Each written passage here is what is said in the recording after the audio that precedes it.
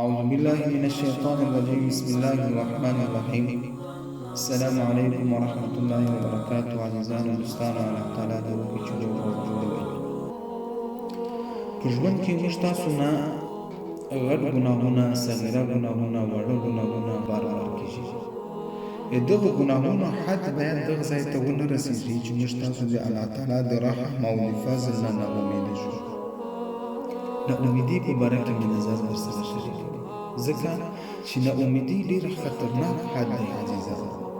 پروردګار عالم ډېر بخښونکی او مهربان ذات دی. په د عمر کې یو دور وي، د ځواني دور وي، مسؤلیتو ته مو فکر نه وي، فرایضو ته مو فکر نه وي، نو دغه حل لاره دغه نه دی چې اوس ووایي چې ما په ځوانۍ کې دومره عمر لمونځ نه ده کړی، دغه فرایض رانه پاتې دي، بار بار یې مانه ګناهونه شوي.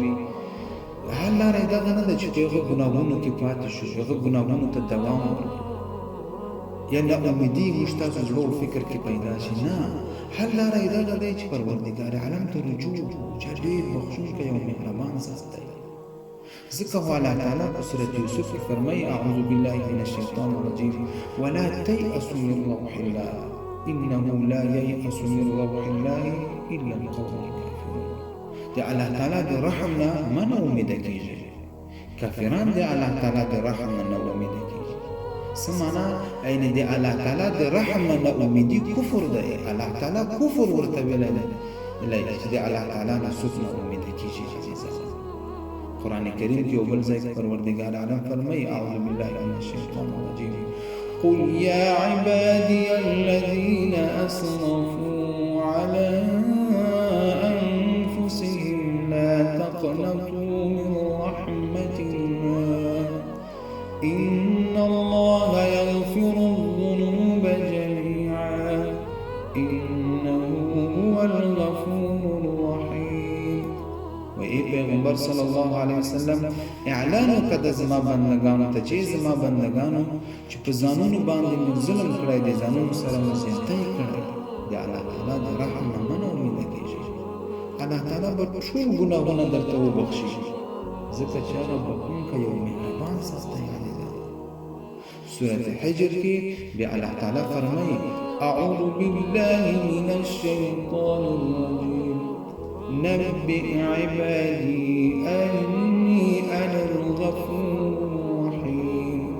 وی پیغمبر صلی الله علیه وسلم اعلان وکړه د زما بندګانو ته چې الله تعالی ډېر غفور، ډېر بخښونکی او مهربان ذات دی، غفور الرحیم ذات دی.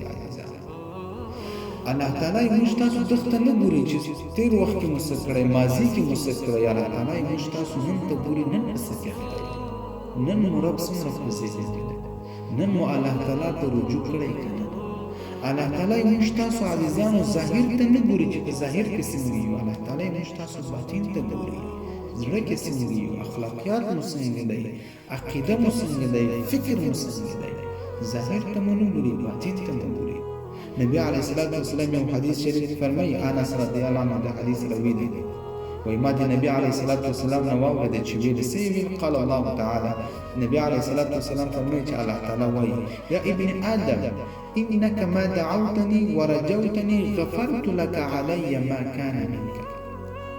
که ته ما نه غوښتنه وکړې، هیله وکړې، زه تا ته بخښنه کوم، سره د دې چې د ګناهونو دې کړی هم دی. څنګه دې بخښم؟ ولا ابالي، داسې دې بخښم چې پروا به مې هم نه وي. نبی علیه الصلاة والسلام وایي چې الله تعالی فرمایي چې داسې دې بخښنه کوم چې ما نه بخښنه وغواړي، ګناهونه دې کړی هم دی، خو چې بخښنه وغواړي داسې دې بخښم، ولا ابالي، چې پروا به مې هم نه وي. یا ابن آدم لو بلغت ذنوبك عنان السماء.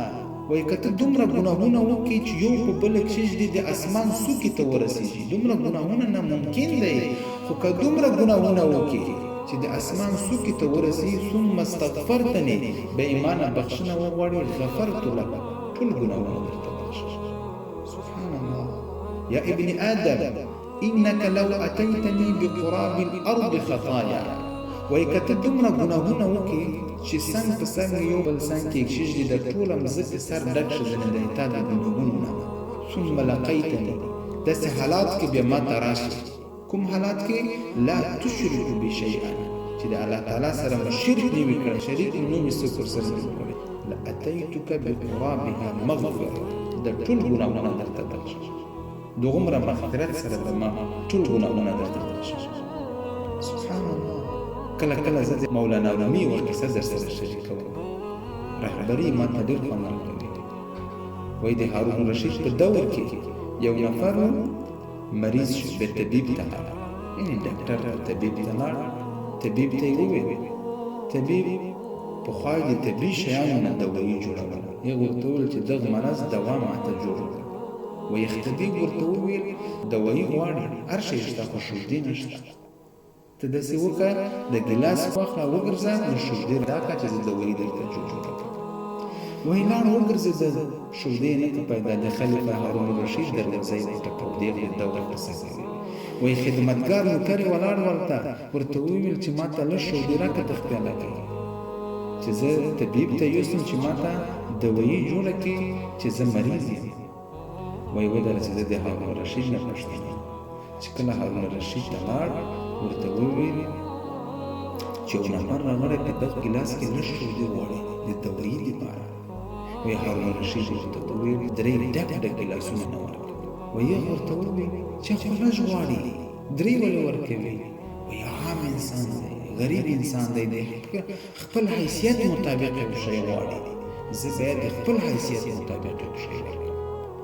عزیزانو که ځان محتاج وبولو، زه ورته بخښنه د بنده په صفت د پروردګار عالم غواړم، د به نه هېروو. الله تعالی دومره غفور رحیم ذات دی او د رب په صفت د رب په حیثیت بخښي. السلام علیکم.